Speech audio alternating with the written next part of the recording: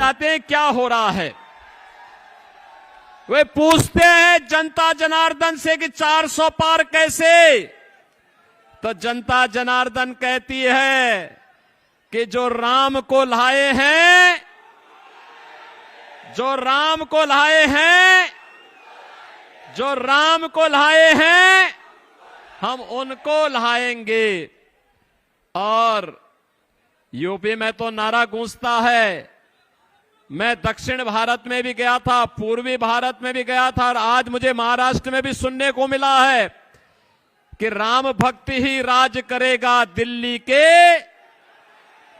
तो बहनों और भाइयों, ये चुनाव राम भक्तों और राम द्रोहियों के बीच में आकर के अब सिमट गया है। जो राष्ट्र भक्त है वही राम भक्त है, और जो राम भक्त है वही राष्ट्र भक्त है। और देखो, एक राष्ट्र भक्त आपके बीच में भारतीय जनता पार्टी का प्रत्याशी बनकर के उत्तर मध्य मुंबई से भी इस उज्जवल निकम के रूप में आपके बीच में आए हैं। बहनों और भाइयों, आप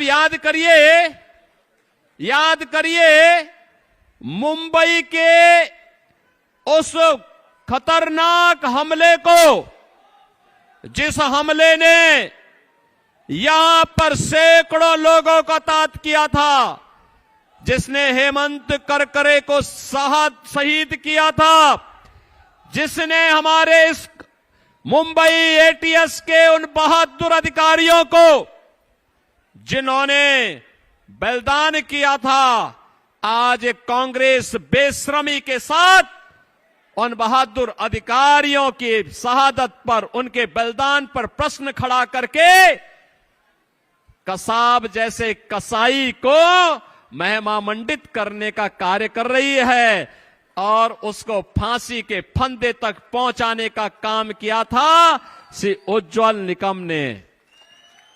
बहनों और भाइयों, इस प्रकार के जब ब्रिलियंट प्रोसिक्यूटर जब भारत की न्यायपालिका के साथ जुड़ते हैं तो न्यायपालिका का गौरव भी बढ़ता है, और तब ये माफिया और आतंकवादी जितने भी हैं, इनके पैर कांपते हैं, इनको इनके किए की सजा मिलती है, और मुंबई के हमलों के गुनाहगारों को उनकी उचित सजा दिलाने वाला,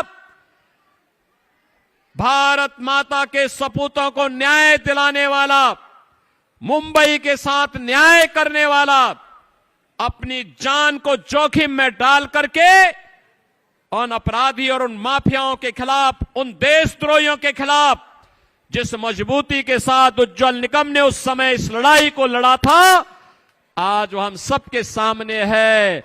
दोबारा मुंबई पे कोई आतंकी हमला करने का दुस्साहस नहीं कर पाया है। वैसे भी अब तो ये नया भारत है, मोदी जी के नेतृत्व में नया भारत दुनिया के अंदर सम्मान प्राप्त कर रहा है, सुरक्षित भी है, और साथ साथ विकास भी कर रहा है, गरीब कल्याणकारी योजनाओं को भी आगे बढ़ा रहा है। याद करिए, पहले दुनिया के अंदर भारत का सम्मान लगातार घट रहा था, सीमाएं सुरक्षित थी, आतंकवाद और नक्सलवाद सिर चढ़ करके बोल रहा था, और जब भी कहा जाता था कि आतंकवादी हमले कर रहे हैं, कांग्रेस की सरकार से कहा जाता था, तो कांग्रेसी क्या कहते थे आतंकवादी सीमा पार के हैं। और अब तो बहनों और भाइयों, एक पटाखा भी जोर से फट जाए तो पाकिस्तान पहले सफाई देता, कहता साहब मैंने नहीं किया हमला, उसको पता ही नहीं कर रही है दीपावली हो रही है, पटाखे आतिशबाजी हो रही है, लेकिन जोर से पटाखा फटता है क्योंकि उसे मालूम है नया भारत है, छेड़ता नहीं है, कोई छेड़ेगा तो छोड़ता भी। और इसीलिए मैं आपसे कहने के लिए आया हूं, ये नए भारत में सम्मान भी है, सुरक्षा भी है, विकास भी है, गरीब कल्याण भी है, विरासत और विकास का अद्भुत संगम है। अयोध्या में रामलला का भव्य मंदिर बन गया है। अब कांग्रेसियों को इस पे भी चिढ़ है, कांग्रेसियों को यह भी चिढ़ है कि अयोध्या में राम मंदिर का निर्माण क्यों हो गया। हम कहते हैं, देखो उत्तर प्रदेश में तो इनके अलग अलग बयान आ रहे हैं, कोई कहता है यूपी में कि राम मंदिर बेकार बना, कोई कहता राम मंदिर भारत में नहीं बनना चाहिए था। मैंने कहा देखो, मोदी जी के नेतृत्व में हमें राम मंदिर जहां बनाना था हमने बना दिया है, जन्मभूमि में बनाना था बना दिया। मैं कांग्रेसियों से कहता हूं, भाई आपको मौका है, आप भी इटली में एक राम मंदिर का निर्माण करा दीजिए। और राम मंदिर से चिढ़ है तो वहां बजरंग बली का ही एक मंदिर बना दीजिए।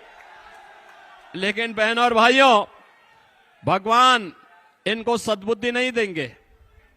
कांग्रेस के नेता कहते हैं कि सत्ता में आएंगे तो राम मंदिर को धुलवाएंगे।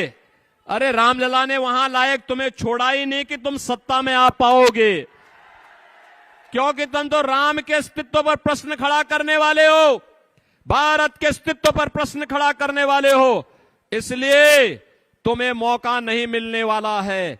और इसलिए बहनों और भाइयों, मैं तो आपसे अपील करने के लिए आया हूं, राम भक्तों राम द्रोहियों के बीच के इस चुनाव में जो राम भक्त है वही राष्ट्र भक्त भी है, और जो राष्ट्र भक्त है वही विकास भी करेगा, सुरक्षा भी करेगा, आपकी पैरवी भी करेगा।